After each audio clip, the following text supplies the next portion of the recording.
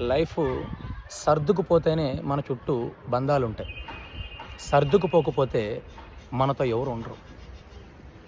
Friends అవ్వచ్చు, relatives అవ్వచ్చు, life partner అవ్వచ్చు, ఎవరైనా సరే సర్దుకుపోతేనే బంధం.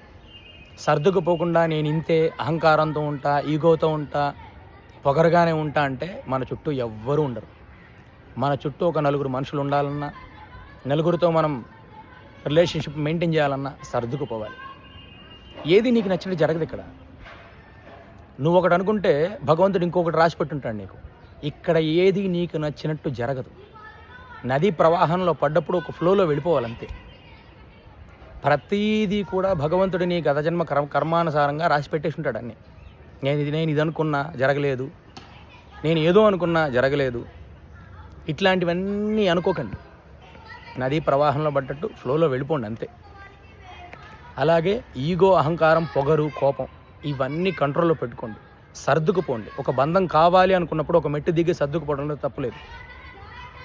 నేను ఇంతే, నాకు అహంకారం, పొగరు ఎక్కువ, నేను ఇంతే, ముందు వెనక చూసుకోకుండా మాట్లాడేస్తాను, మనసులో ఏది అనిపిస్తే అది అనేస్తాను బయటికి, ఇటువంటి సినిమాల్లో చెప్పుకోవడానికి డైలాగులుగా బాగుంటాయి, రియల్ లైఫ్లో బాగోవు. మనం అలా ఉన్నామంటే మన చుట్టూ బంధాలు ఎవరు ఉండరు. ఆలోచించండి.